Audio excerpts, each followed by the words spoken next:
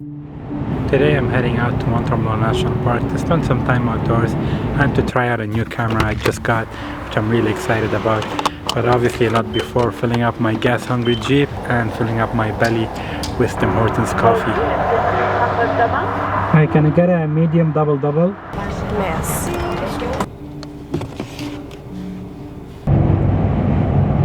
Every road trip gotta have some Tim Hortons coffee.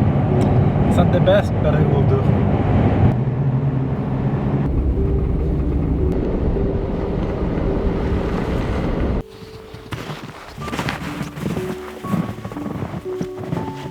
Well, winter is here in November. Well, winter kinda snuck up on me, isn't that crazy? It's only November and it's full on white. I quite like it though, but it kinda snuck up on me. I wasn't ready to have snow this early. But it's fine, it's kinda beautiful to be back in winter. So today I came to Mont Tremblant National Park to kind of spend some time outdoors and take some pictures and try out the new camera I got. I'm excited about it. So I've been a Sony fan ever since the launch of their first mirrorless cameras. I got a Sony A7R in the beginning, and when they launched the R2, the A7R II, I switched to that, and same thing with the A7R III, I switched from the R2 to the R3. And now that they launched the Sony A7R IV, I kind of decided to also upgrade to that camera. So yeah, I've always done this since the beginning, and I've always kind of stuck with that mentality of upgrading my gear to keep it current. So I'm gonna go over a little bit what I like about the camera, some pros and cons, I guess, you know, of the camera. And I'm not an expert too much into the technical stuff. I just gonna compare what I find visually and from hardware upgrade and from, you know, just megapixel upgrade, what's different from the A7R III. And if you're looking to switch from your Canon body or Nikon body or whatever body you're using to the Sony A7R lineup, I would kind of suggest going to the A7R III, because right now it is kind of, the price have dropped since the launch of the A7R IV, but it's still a really great camera to kind of do the switch. And plus, when you're switching from another body to the like Sony bodies, it's kind of a bigger financial hit, because you have to buy the lenses for it if you want to use the native lenses. So it can add up, the cost can add up really quickly. So getting the A7R III with lenses would be a better one if you're switching from a Canon or Nikon or other camera bodies. But if you have Sony bodies and you're looking to upgrade to the A7R IV and you have an A7R II, that would be a worthy upgrade to the A7R IV. You know, even if you have the A7R III, I recommend upgrading to the A7R IV just to keep your gear kind of current and not to take a big financial hit on the value of it, which is gonna eventually drop further at some point where it's gonna be hard to sell to recoup most of your money. So I wasn't gonna upgrade in the beginning to the A7R IV when it came up, but then I decided to do that because I was at a trade show and they had some good deals. And you know, that's what happens when you have good deals at trade shows, you kind of get enticed. So I just went for it, and I don't regret it at all. I'm quite excited about this camera, excited to use it.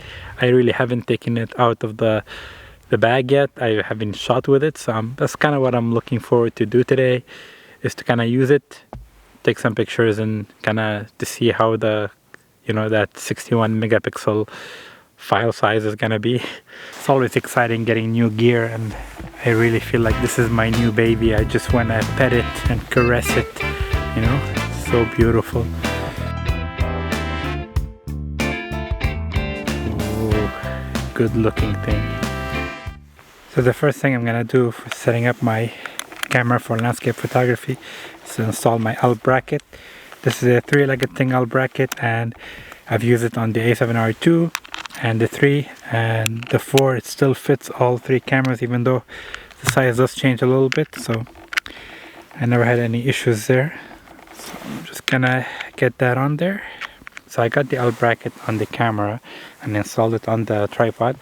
But as you can see, right now as it is, the L bracket kind of covers the the doors here. It's supposed to kind of line up with the little panel, but me, I never really use those much, so it's fine for now using this L bracket. Maybe in the future I'd have to look for a replacement L bracket that would work on this body better. So for now it's fine as is, but I just wanted to mention it in case you're looking to use the same L bracket. So it does block the ability to open the doors.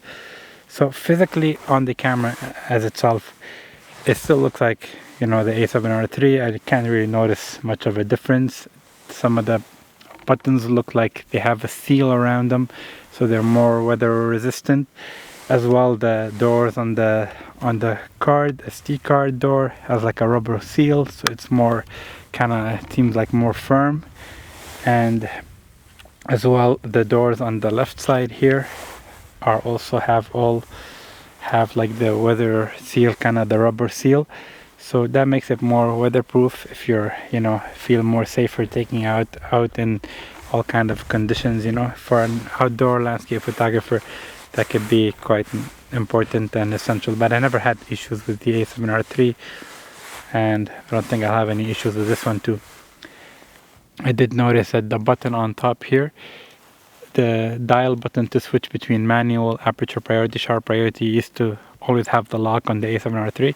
Now there's also a lock on the exposure compensation button, and that actually is quite nice to have, because a lot of times when I'm taking my camera out of the bag or into the bag, I do notice that it goes to +1 or -1 without me noticing, and then you realize later that if you're shooting aperture priority that you made a mistake. So having be able to lock that or unlock it doesn't mean it's gonna move when you're moving it in and out of your bag. You still get 4 C1, C2, C3, C4 customizable buttons, and you can probably customize any of the buttons here, much like any other camera. So on the outside, I think the card door slot here has also been changed to the old one. The old one used to kind of feel like this one feels a bit more rugged and more secure.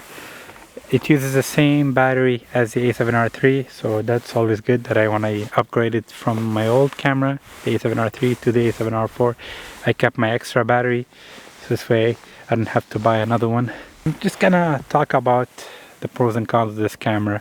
For me, like, the pros probably always will outweigh the cons, just to kind of make sense of my purchase, but that's just me. So what I like about this camera is the fact that the A7RIII used to be like 41 megapixel. This one is 61 megapixel, and that has an impact on the file size for sure. When the raw uncompressed file on the A7RIII used to be 80 megabyte, on the A7R4 the raw uncompressed file is 120 megabyte. That's what they say.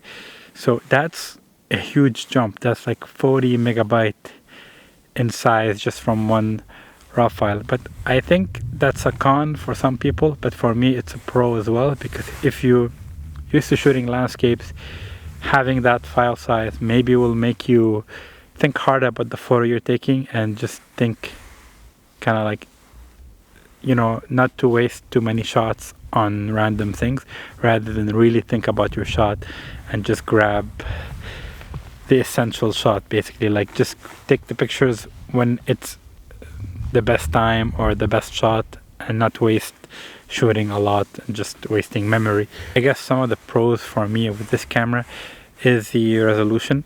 The fact that it's gone up from 41 megapixel to 61 megapixel. I do like the fact that that happened, because first of all, there has to be some difference between the new camera and the old camera in terms of improvements, that you feel like it's a worthwhile upgrade.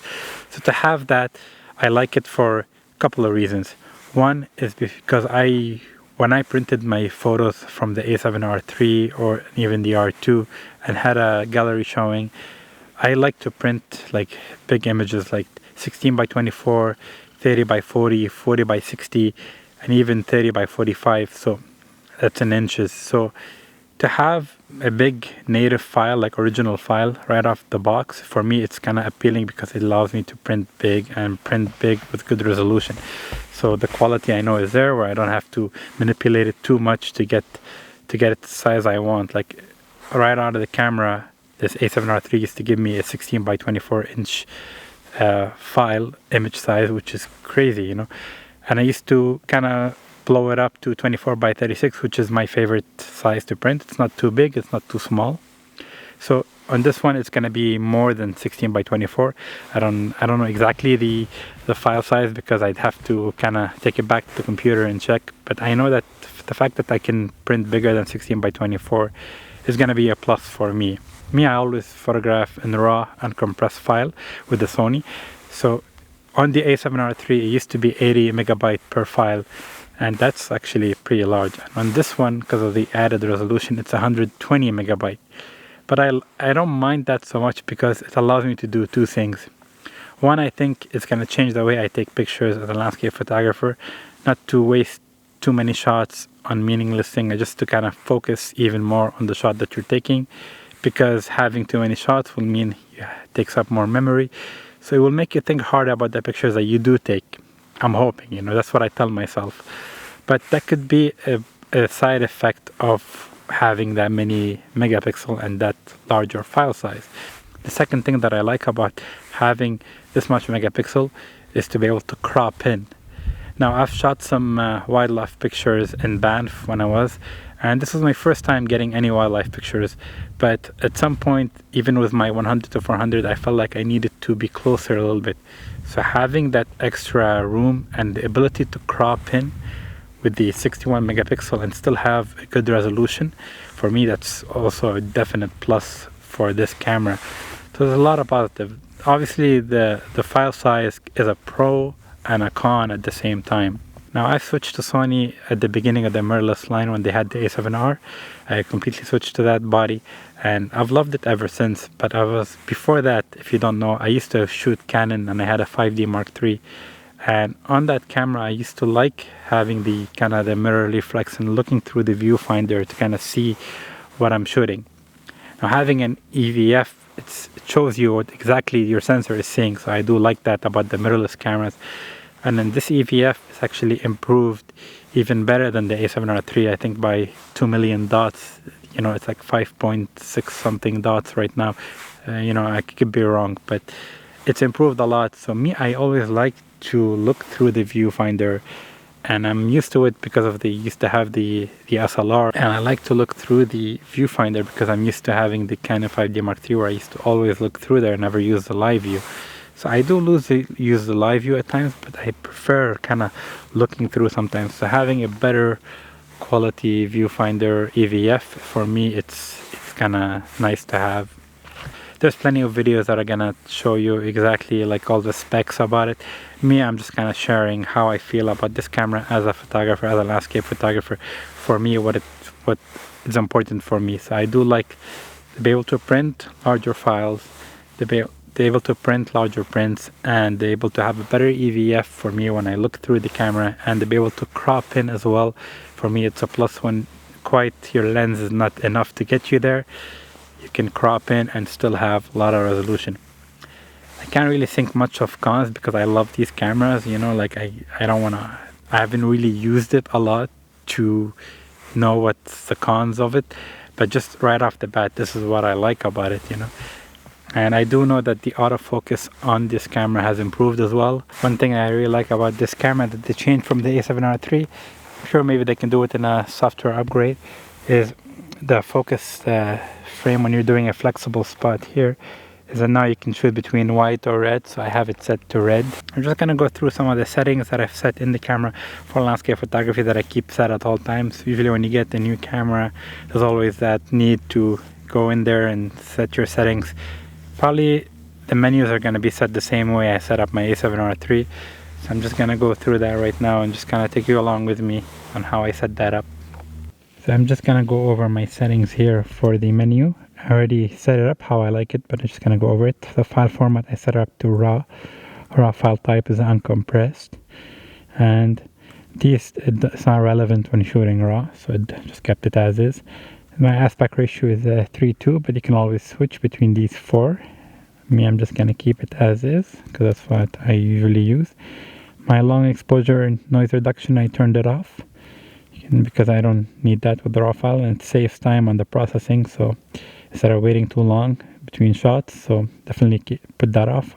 color space. I kept it Adobe RGB, but you know, you can choose Venus RGB, but that's not relevant because you're shooting RAW as well. So here I kept everything the same here, this here as well. Here I turned off the AF illuminator because I don't want that to show up and it's not really does anything, so I just turned that off. The face slash IAF, I don't really shoot portraits, so I kept it on animal. You can switch between, you know, person and animal, so I just kept it as is. And yeah, so that's kept it as an animal setting in case I decide to shoot some wildlife. It's there.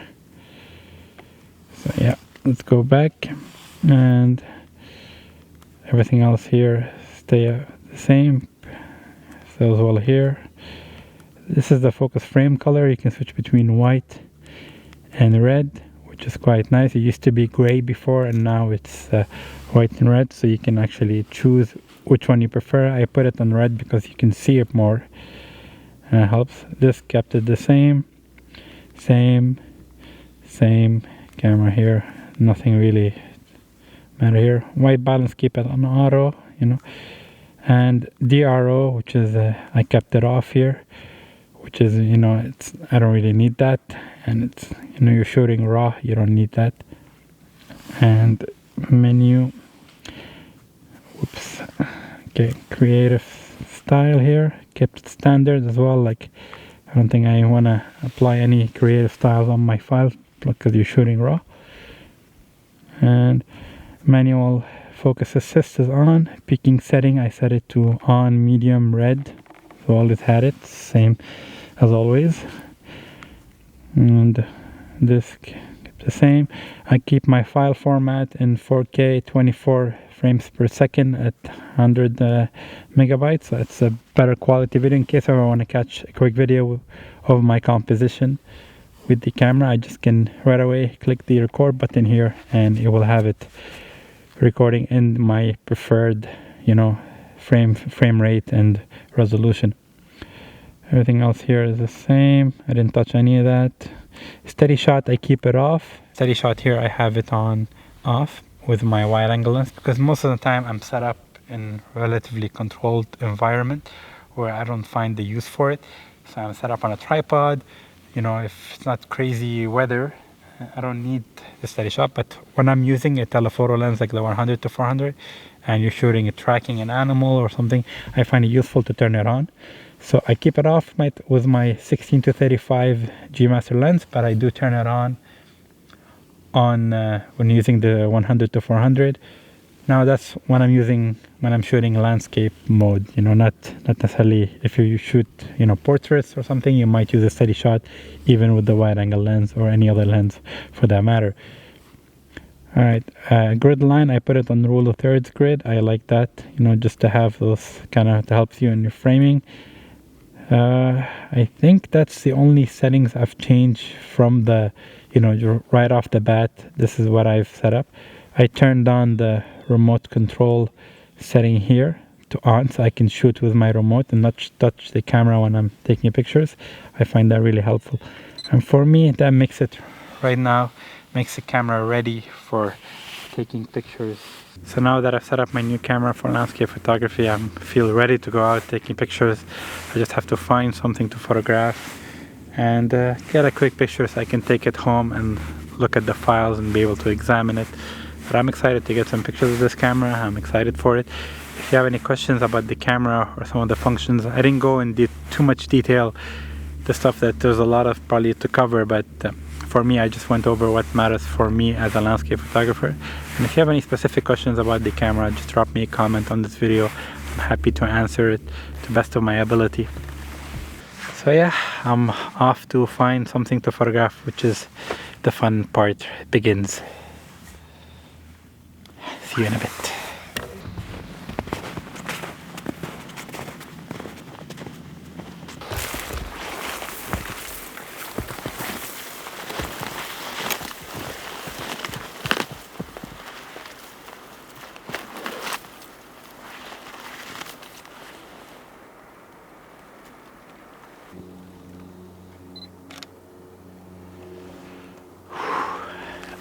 I took a bit of work to get to this spot, you know. I had to bushwhack through the kind of trees here and find my way around the edge of the Lake Monroe here. Drop this lower.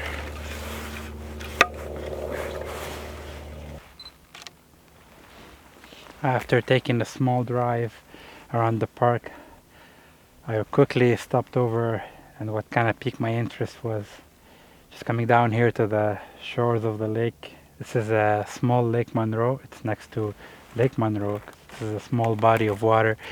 What piqued my interest is the lake is kind of partially frozen here, not all the way, because kind of the water still kind of runs through to the other lake. That's why it's probably not completely frozen yet. So I have a thin layer of ice on the edge, a nice curve coming through, kind of leading my eye from right to left and kind of turns into my frame. So it's a very nice curve, and that kind of piqued my interest. There's a really nice reflection in that, you know, part that's not frozen, and the edge of the lake here. I'm getting these icicles of ice just kind of forming like crosses, and it looks like stars, and it's quite nice foreground. So this is really nice. Now I doubt there's gonna be a sunset here, because where the sun is setting there's like a massive cloud, and I doubt that's gonna go away in time. So I'm taking the picture right now, and I will decide later if I keep it in color, which I think is still nice despite the fact that there's no light, or go for black and white, which is kind of what would happen on this kind of day. But I just want to get some pictures so I can see what the camera does, you know. Now I know that on this camera the dynamic range is 15 stops of dynamic range, which is huge, but it's a slight improvement from the A7R III.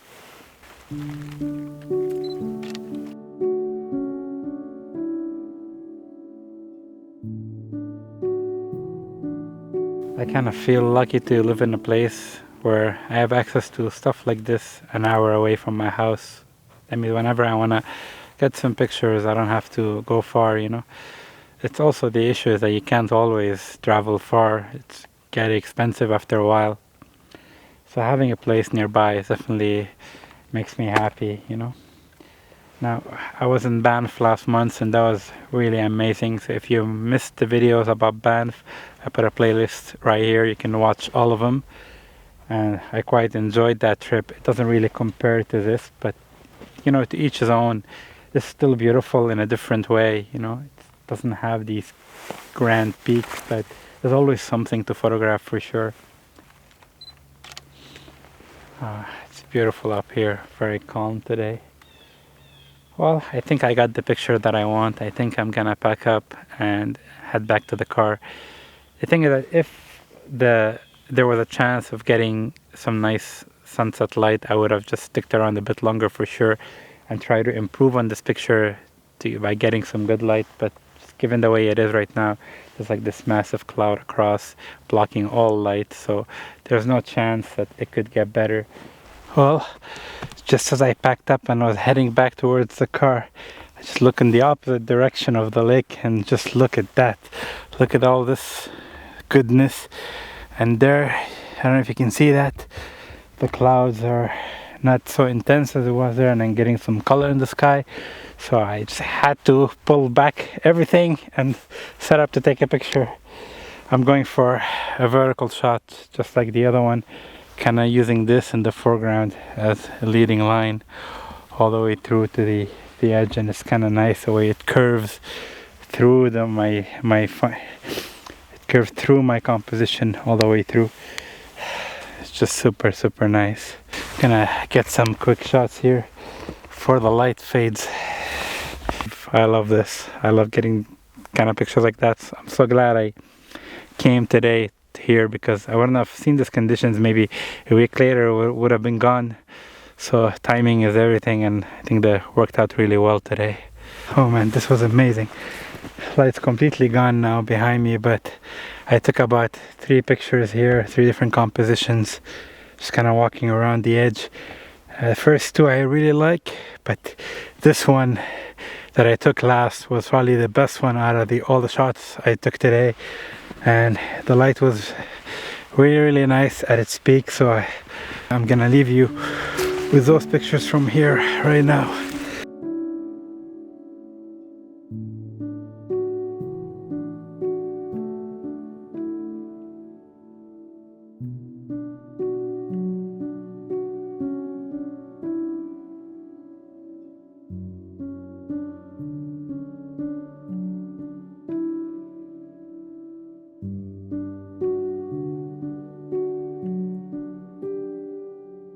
What a place, just amazing.